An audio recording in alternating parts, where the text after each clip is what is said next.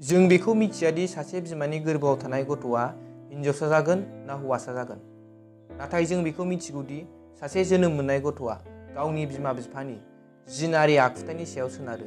थारमाने हमनानै ला, बिमा एबा बिफानि मोदोमनि गाबा गोसोम जायोब्ला बिसिनि फिसानि मोदोमनि गाबाबो गोसोम जानो हागौ। एबा बिमा एबा बिफानि खानाया खेंख्रा खेंख्रि जायोब्ला बिसिनि जोनोम मोननाय गथ'नि खानायाबो खेंख्रा खेंख्रि जानो हागौ। बेबायदिनो गोबां देहानि दाथाया बिमा एबा बिफानिजों एखे जानो हागौ।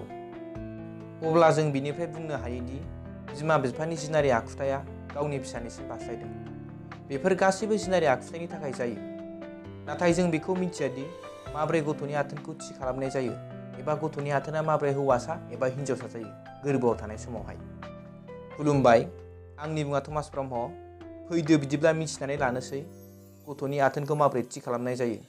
गोदानै जोनोम मोननाय मोनसे एखुथा जिबनि आथोनखौ माबोरै थि खालामनाय जायो।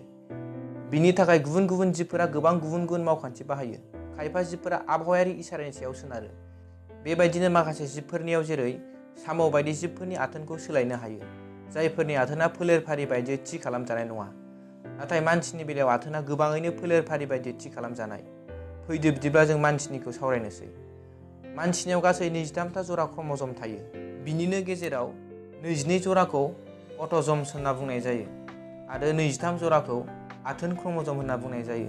बेबायदिनो मानसिनियाव गासै 23ता जरा क्रम'जम थायो। हिनजावसाफोरनियाव X आरो X थारमाने XX आथोन क्रम'जम थायो आरो हौवाफोरनियाव गोरोबलायै X आरो Y थारमाने XY आथोन क्रम'जम थायो। नाथाय Y आ गुसुं आथोन क्रम'जम।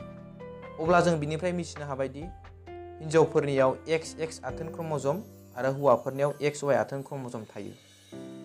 गासैबो गथ'साफोरा बिसोरो हौवासा एबा हिनजावसा जाया मानो बिसोरनि बिमानिफ्राय X क्रम'जमखौ आरजिना लायो।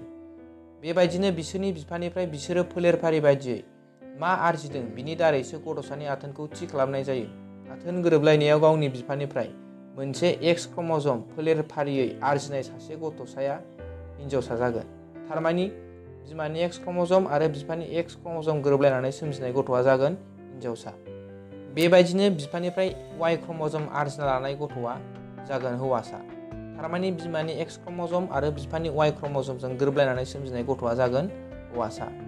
दा बेबायदिनो मानसिनि गथ'सानि आथोनखौ थि खालामनाय जायो। दानिया जों सावरायनाय गुबुन जिबनि सायाव। खायसे जिउआरिफोर दं, जेरै खासेव। खासेवनि जो आरो जोला फिसा सोमजिनाया टेम्पारेचार एबा दुंथायनि सायाव सोनारो। जों मिथिगौदि खासेवआ बिदै दैयो। जों बेखौबो मिथिगौदि बिदैया गावनि नांगौसिबां दुंथाय मोनोब्लासो फिसा ओंखारो। थिग बेबायदिनो खासेवनि बेलायावबो एखे। जुदि खासेवनि बिदैया 32 डिग्री सेलसियास एबा 32 डिग्री सेलसियासनि गोजौआव बिदुं मोनोब्ला बे बिदैनिफ्राय ओंखारनाय फिसाया जागोन जो।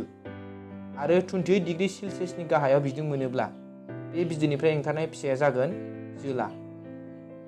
बेबायदिनो गुबुन गुबुन जिबनि बेलायाव आथोन थि खालामनाया गुबुन गुबुन जायो। गुबुन जिबफोरनि आथोन थि खालामनायखौ सावरायनोसै गुबुन मोनसे गोदान भिडिअ'आव। नोंथांमोना बे टपिकनि सायाव भिडिअ' खालामनांगौ ना खालामनाङा बेखौ गाहायाव कमेन्ट होना फोरमायहर। जुदि नोंथाङा बे भिडिअ'खौ मोजां मोनदोंब्ला लाइक आरो शेयार खालामनो दाबाव। जुदि नोंथाङा बे चेनेलाव गोदानब्ला चेनेलखौ साबस्क्राइब खालामनायजों लोगोसे नटिफिकेसन बेलखौ अन खालाम, जाहाथे आंनि गोदान भिडिअ'खौ नोंथाङा बयनिख्रुइबो सिगांसिन नुग्रोयो। एसेनोसै, गोजोन्थों।